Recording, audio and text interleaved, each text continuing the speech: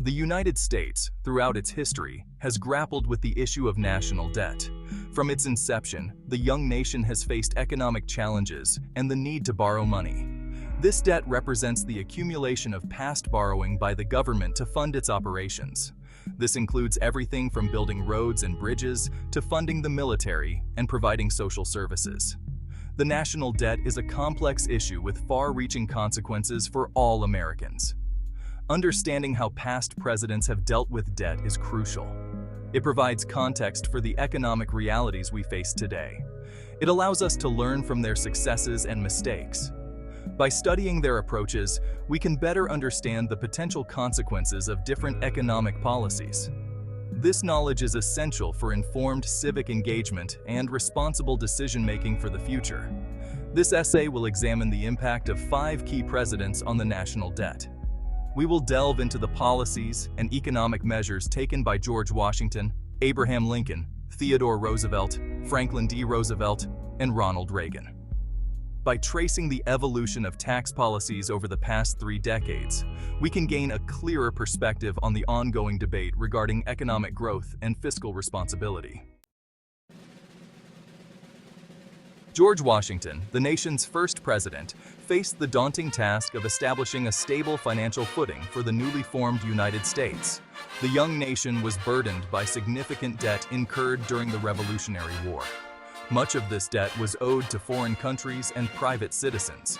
Washington, acutely aware of the need to establish the nation's creditworthiness, prioritized debt repayment. One of Washington's most significant actions was the establishment of the First Bank of the United States in 1791. This national bank served as a central repository for government funds. It also facilitated debt management and promoted economic stability. The bank played a crucial role in consolidating and paying down the national debt. Furthermore, Alexander Hamilton, Washington's Secretary of the Treasury, implemented policies to generate revenue. These included tariffs on imported goods and excise taxes on domestically produced goods like whiskey. These measures, while sometimes controversial, helped to strengthen the nation's financial standing. Under Washington's leadership, the U.S. made significant strides in addressing its debt burden. His administration's commitment to fiscal responsibility laid the foundation for economic growth and stability in the years to come. Abraham Lincoln confronted an unprecedented national crisis with the outbreak of the Civil War. The war placed immense strain on the nation's finances, necessitating a dramatic increase in government spending. To fund the war effort, Lincoln and his administration implemented several key measures. The most significant of these was the introduction of the first federal income tax in 1861. This tax, initially a flat rate, was later structured as a progressive tax. This meant that those with higher incomes paid a larger proportion of their income in taxes. The income tax proved to be a vital source of revenue for the Union throughout the war. In addition to the income tax, Lincoln's administration also issued government bonds, known as greenbacks, to raise funds. These bonds were backed by the full faith and credit of the United States government. They proved popular with investors, providing much-needed capital for the war effort. The Civil War led to a dramatic increase in the national debt. However, the measures taken by Lincoln's administration laid the groundwork for a more centralized and powerful federal government. They also established the income tax as a permanent fixture of the U.S. tax system. Section 4. The Trust Buster and the Treasury. Theodore Roosevelt. Theodore Roosevelt's presidency marked a period of significant economic expansion and social reform. Known for his trust-busting efforts and progressive policies, Roosevelt also left his mark on the nation's fiscal landscape. During his time in office, the national debt remained relatively stable. This was due in part to a combination of economic growth and government policies. Roosevelt believed in regulating large corporations and promoting fair competition in the marketplace. His administration pursued antitrust lawsuits against monopolies and trusts.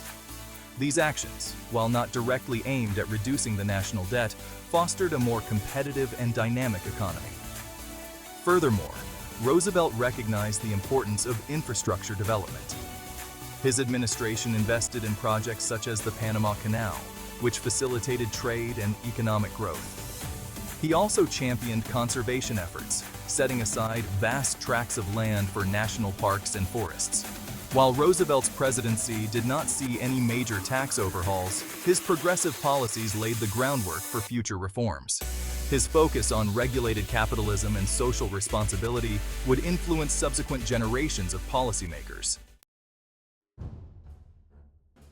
Section 5.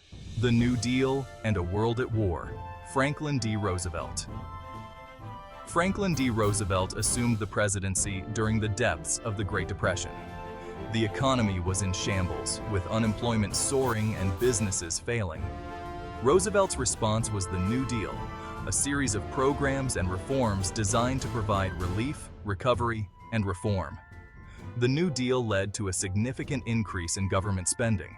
This included programs like the Works Progress Administration, which employed millions of Americans in public works projects. Social Security, a social insurance program, was also established during this time. These programs, while necessary to address the crisis, contributed to a substantial increase in the national debt. World War II further strained the nation's finances. The U.S. government incurred massive debt to fund the war effort. This included financing the production of weapons, ships, and other war materials. Despite the economic challenges, the U.S. emerged from the war as a global superpower. Roosevelt's presidency witnessed a dramatic increase in the national debt.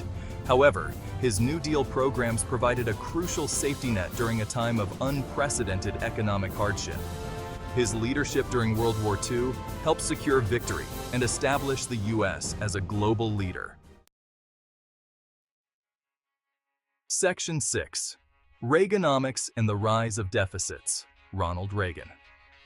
Ronald Reagan's presidency ushered in an era of economic change marked by his belief in supply-side economics. This theory, often referred to as Reaganomics, advocated for tax cuts and deregulation as a means to stimulate economic growth. Reagan implemented significant tax cuts, particularly for corporations and high-income earners. The Reagan administration argued that these tax cuts would boost investment and job creation, ultimately leading to higher tax revenues that would offset the initial revenue losses. However, the national debt soared during Reagan's presidency. This was due in part to a combination of tax cuts, increased military spending, and economic factors. Despite the rise in the national debt, Reagan's policies enjoyed considerable popularity. His supporters credited his economic policies with ending the stagflation of the 1970s and ushering in an era of economic prosperity. Critics, however, argued that his policies disproportionately benefited the wealthy and contributed to growing income inequality. Reagan's presidency left a lasting impact on the debate surrounding taxes and spending. His focus on tax cuts and smaller government continues to resonate with many conservatives today. His legacy remains a subject of intense debate among economists and historians.